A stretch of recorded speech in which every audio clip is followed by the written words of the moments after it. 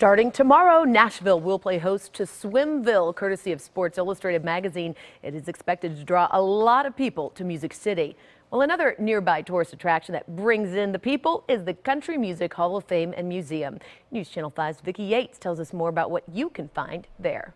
Jessica, every year hundreds of thousands of visitors to Nashville stop by the Country Music Hall of Fame. The popular downtown destination tells the story of how country music evolved over the years, highlighting the greats like Jimmie Rodgers, Johnny Cash, and Loretta Lynn. But there are a few trailblazers you might not have noticed who are still influencing country music to this very day. When you begin your tour of the Country Music Hall of Fame, one of the first exhibits you'll see highlights the 1928 film Little Old Log Cabin in the Lane, performed by Uncle John Scruggs. It's never been your grandfather's country music. It's always evolved, always changed. It's an example of the natural influence African Americans have had on country music.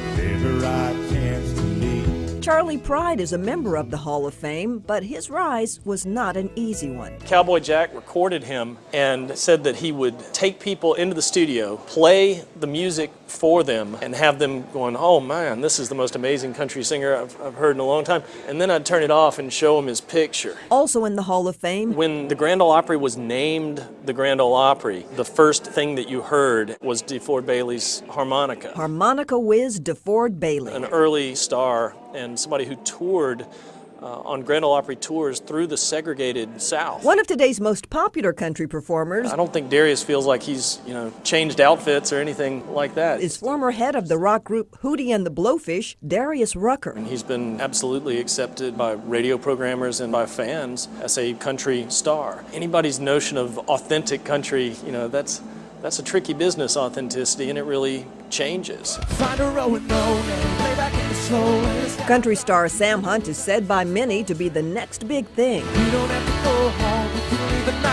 He admits to bringing a little bit of R&B and even hip-hop into his music. In high school, when I was able to get out and about a little more, when I had a car, you start swapping music with all your buddies, and then soundtracks in the stereo.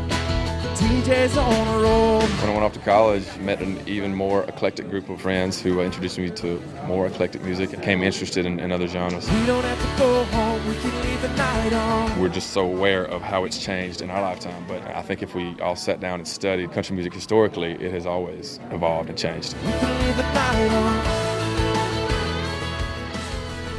By the way, here's a bit of trivia. The term Music City was first applied to Nashville in 1873 when England's Queen Victoria, so impressed after a performance by the visiting Fisk Jubilee Singers, was quoted as saying, "With their beautiful voices, they must have come from some great music city in the United States."